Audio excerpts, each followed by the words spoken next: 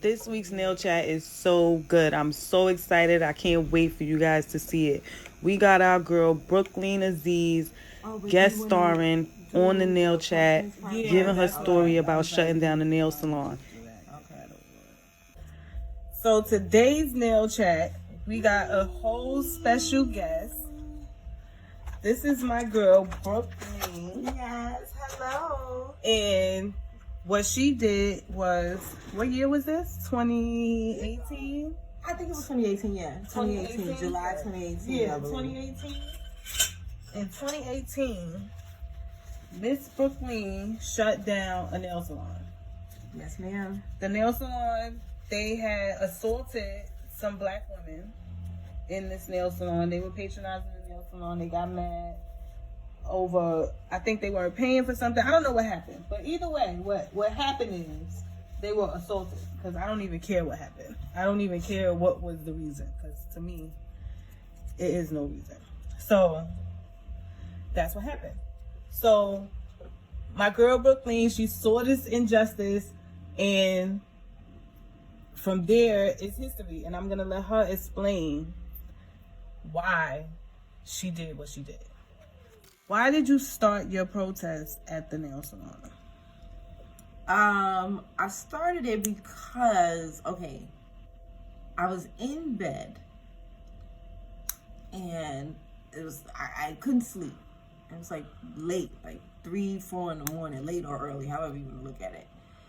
And I couldn't sleep, and I saw someone had posted the video of what happened to the ladies, our sisters. And what happened is, well, that's the backstory, but I'll just say what and then in the order in which everything happened. So yeah, I'm laying in bed and I see this video of these black women being attacked by these Asians in a nail shop. And it infuriated me as I go through the comments and I see the people laughing. Really? Laughing. And it made me so angry that this was the response on the video, that I was like, I have to do something. I was just like, you hear of things like this happening in other places, and you always say to yourself as a girl from Brooklyn, like, yo, they would never do shit like that over here, yo, cause they already know what's up. They know we don't play like that over here. You know what I'm saying? So it was like, that's what we always say. And here it was in my backyard. Now, I don't live in Brooklyn anymore, but you know what I'm saying? That's where I grew up, though. That where that nail salon is, I literally grew up in that area. You know what I'm saying? So I'm like, in my backyard, it happens. Now, what you gonna do about it? You sit there and you pop all that, and so now they done it. Now what you gonna do? You sitting here watching, and people are sitting here laughing at these women, and it's not freaking funny. And so I was like, you know what? I'm off tomorrow or later on that day. And I was like, you know what I'm gonna do? I'm just gonna go down there and do something about it. I just feel like, I felt like if people knew what they did, they wouldn't want to go there. Okay, so that's why you did it. Yeah, I was like, if people knew what they did, they wouldn't want to go there. And all I have to do is tell the people what they did and convince them not to go there. And if I could convince them not to go there, then the nail shop would have no choice but to shut down because they can't pay rent.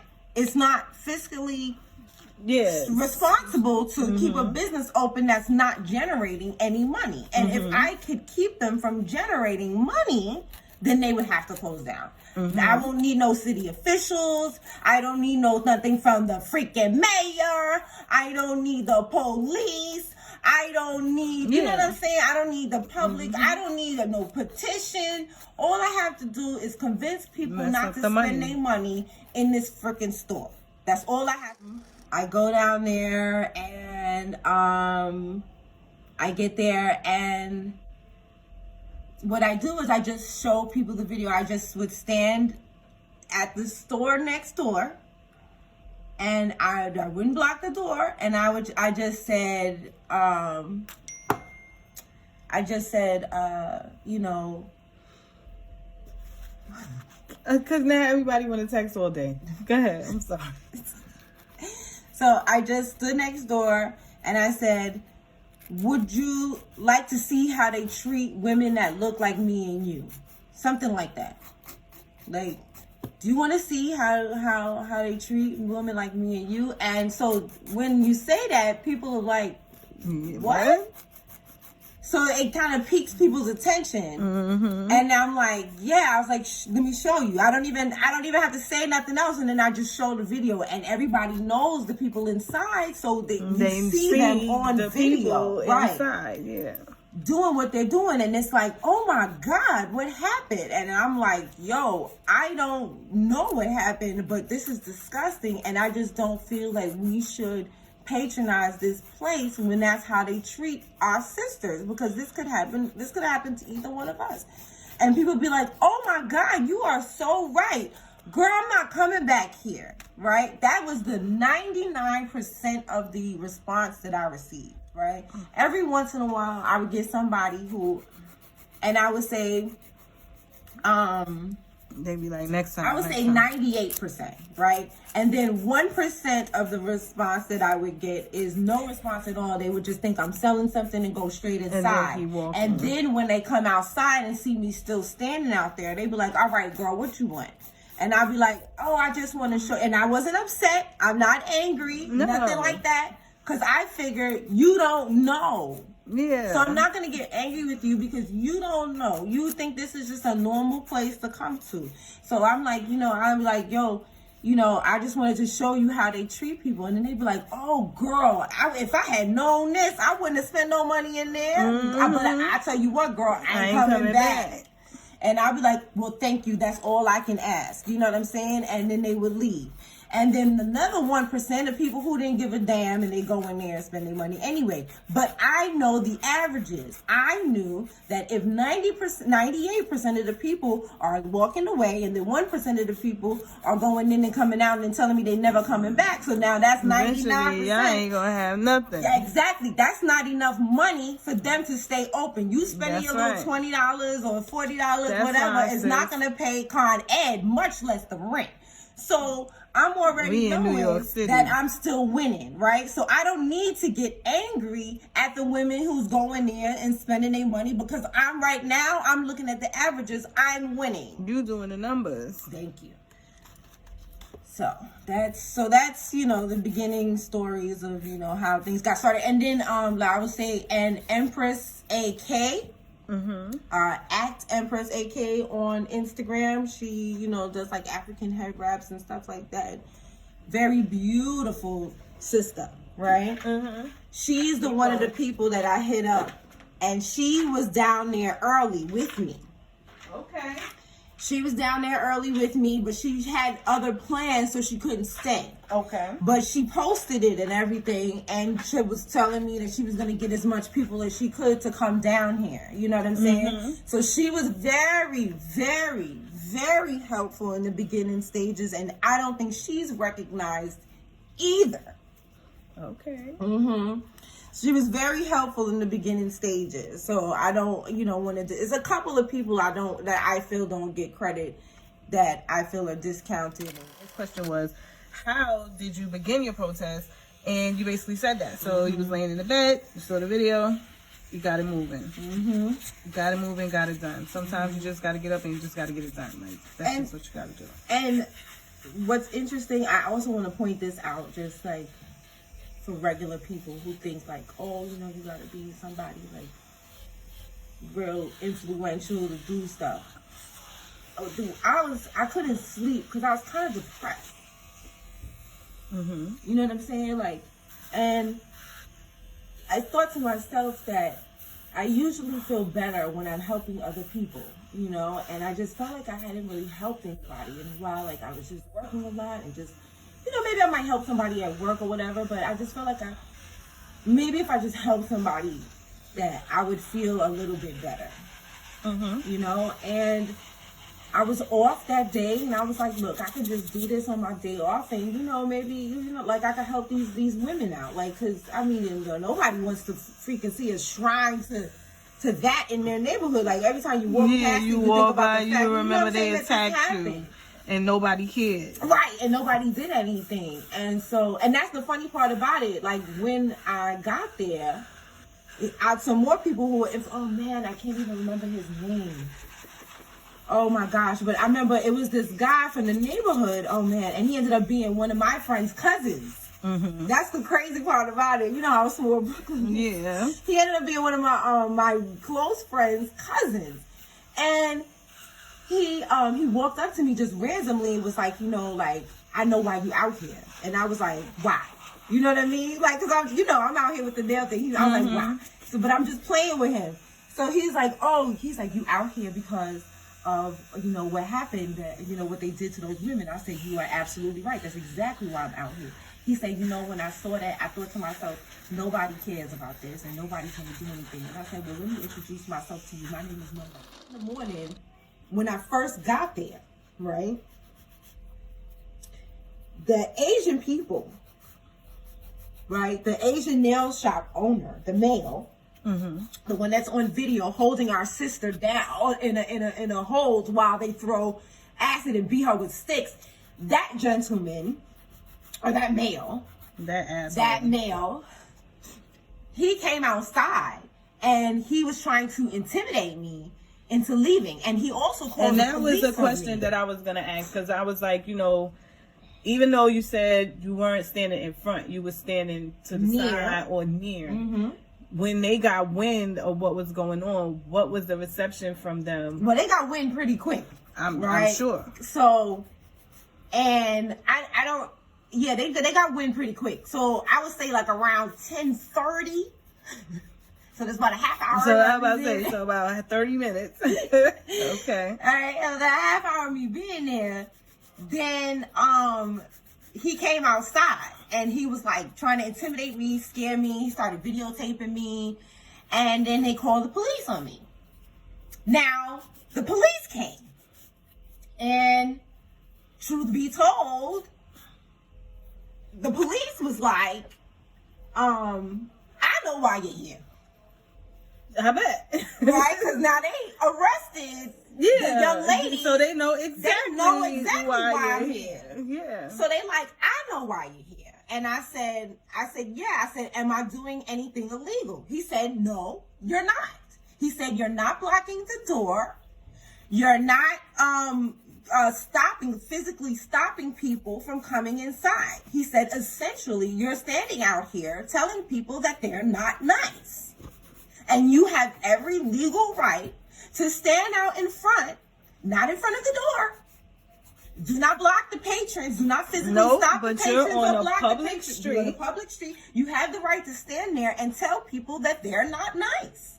And so I said, thank you, officer. And I continued to stand there and explain to people why they are not nice. I had a goal. Your I had a mission was to shut it down. the So nail what? shop. And what I'm saying is, Not being to beat that their what you said is what's the pointed thing. Where I'm saying where people have to understand. They have to understand, right? Because you said my goal was to shut down the business. So in order to shut down the business, I was going to stop the money. So you didn't say I'm going to go there and bust their windows. You didn't say I'm going to go there and I'm going to bring Pookie and them and we going to go over there and be over emotional and act stupid. No. You said, no, I'm going to go over there and make sure that I shut them down. And there was a way to do it. And you did it so well that when they called the police couldn't do nothing. That goes to my next question, which you kind of said it, but, you know, we're going to go into it a little bit more in depth. So what happened to the salon after your protest? Okay, so after the first one, because there were two protests. Right. So after the first time, like I said, I got out there. I'll go through step by step. I got out there, like I said, 10:30 in the morning. The police came. They basically was like, salute, and sent me on my way. Exactly. And it was like, go ahead, continue what you're doing. And he was like, I think And he goes, I'm glad to see somebody doing something about it. I bet. That's that. And he was, he was like, so continue on. I bet he was. You have at least my support. Yeah. I felt the same way. Mm-hmm. Honestly, I felt the same way. So he was like, okay. So like I said, I ran into my friend's cousin who told his moms who worked at the community board. And then he asked me if was there anything else I needed. Because like I said, people was just like out there who really believed in me. The stores all next door. All the stores in the vicinity was okay. Like even the grocery store next door, they let me stand under their hood, and take shade, and you know what I'm saying. And the sneaker store right there, some of the guys in there, the black guys in there, they bought me water and stuff. You know what I'm saying? Like gonna look out. Everybody was really looking out for me. So the guy was like, is there anything else that you need? And I was like, really? I said, the Chinese man is really, really trying to intimidate me. I was like, can you just get brothers? I was like, even if they don't come close, just so they don't feel like they could come out here and do something to me. I was like, just have them around. You know what I'm saying? Watching. And he said, got you, sis. And before I knew it, was everywhere. That's something else that people don't know. Like, I was well protected. Yeah, niggas came out from everywhere. Yeah, niggas came out from everywhere, and they just stood there and watched and made sure that nobody did nothing to me. It really wasn't me by myself. I really have to say that. Like it really was a community effort. I want to say by about 6 o'clock, they closed the doors. They closed the doors, and so. At that point, I was like, I didn't know who else I wanted to shout out. Oh God, what is her name? Something Smalls. Tiana Smalls. Okay. She does not get any credit for being at the nail shop. Tiana Smalls not only came to the nail shop and lent her followers, but she also bought everybody pizza. Okay. And water. Because it was hot and there was a lot of kids out there. And she bought mad pizzas for everybody. Something I could not do. My money is not like that. Like, especially at that time. Because I lost money. Mm-hmm. Because I took days off work to be there. So I ended up, taking a hit. For that nail shop, because I lost money. And so anyway, yeah, Tiana Smalls came out there and she bought pizza, and she did not make it about her or anything like that. She was there for the cause, and that's something I will never forget. And I have to be honest with you, I didn't know who she was. Oh, okay. I didn't know. So, but I made it a point to try to find out at least a little bit about her afterwards. And now I follow her on Instagram too. And I see she's really into real estate and stuff now. Mm-hmm. And she have a morning show. Mm-hmm. Oh, I didn't know that. Yeah, she have a morning show on Patreon. Oh, okay. Well, she definitely deserves her recognition for being a part of that. She definitely helped fund it. Like, she's one of those people, she had money, so she came and she helped. She definitely helped and gave us her following. You know what I'm saying? So I respect her and I thank her, and I feel like she doesn't get recognition for what she did. The part we went through the legal channels, and it still opened back up after the election. That pissed me off. And so once I found out about it, I went back down there and I tried to follow the same guidelines that I had in the past, but at this point other people had gotten involved, and yeah, I don't know how far you want me to go with that, so I'm just gonna leave it at that point. But at that point we shut it down again. We were able to convince the community again not to spend their money there, and we had some agent provocateurs who definitely tried to derail the situation, who tried to cause problems. But the thing is, by then everybody kind of knew what was up there. You know, we had already told the story to pretty much everyone, and nobody was supporting them anyway. So it really didn't. The agent provocateurs and all that kind of stuff didn't really matter anymore anyway, because nobody was spending money with them, and so they couldn't afford to pay the rent, so they closed down. Let's keep it 100. That's what happened. Yeah, so by the time, right, and that was absolutely. I walked away knowing that I accomplished my goal, and even though I left and people were still protesting at that point, because I feel at that point it wasn't a movement anymore. It wasn't. People were turning it into a protest. Yeah, it was a clout chase. A clout chase. So I let people continue to clout chase while I knew that my goal was accomplished. I had already spoken to people about how much money that particular business had lost in those 3 months of them being shut down. I already knew they could not afford. The reason why they opened the doors because they couldn't afford to be closed anymore. Yeah. So they were opening to make more money, and I knew they wasn't going to make no more money. So I knew I had accomplished my goal, and therefore I didn't need to clout chase, and nor did I need to argue with my own people about this situation, which was already complete. And my assignment was accomplished. You didn't come to do all that other stuff. No, I did not. It didn't work because that's not what you came to do. I did not. So, and that is how we shut it down the second time. So what's the nail salon now? Shut down is not there. There's a black business. There's a bakery now. It's a black bakery that is there now. They have been gone for quite some time. It was empty for a while. Okay. Right. And then the bakery, you know, I guess, I don't know, acquired the rent or something. I don't know. The lease. And then, you know, the pandemic, it took a little while for them to get things together, but they're open now. Okay. So there's a black bakery there. So, you know, my mission was accomplished. It definitely was. So that's why I'm like, you know, the other people, we can focus on it, but we don't need to, because at the end of the day, you accomplished your goal. Your goal was to shut that. Oh, my accomplishment was to shut the nail shop down and to get the young lady's charges dropped. Okay. That was his end. So I accomplished both of those things. Her charges were dropped, or to get her legal representation, either one at the time. But then we got the charges dropped, which was the main thing I really wanted too. I wanted her name clear, and I wanted that shop closed. And those are the two things that I felt that I could do. And I did. And those are the things that you did. And that's what I did. And that's what makes you a part of the history of the city. Thank you. That is really sweet. I've never even thought about it like that. And that's so sweet, Audri. No, that's what's up. I mean, you gotta give people their flowers while they're here. There ain't no sense for somebody to wait until you die and then they're gonna talk about it. Oh, I remember when she did.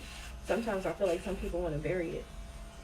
I don't think they want to bury it. I think they didn't do it, so it don't make no sense for them to talk about it, because when you talk about it, they gotta talk about somebody else. So maybe, you know. But either way. But that is very sweet, because like I said, I don't, you know, I never thought about it that way. No one's ever even told me anything remotely like that. And like I said, that's the biggest Black history gift anyone could give me, is to, like, I teach about our heroes. Black history, women's history. It's a lot. And that's what's up. Iconic. What's up? Wow. I'm proud of you. Well, thank you.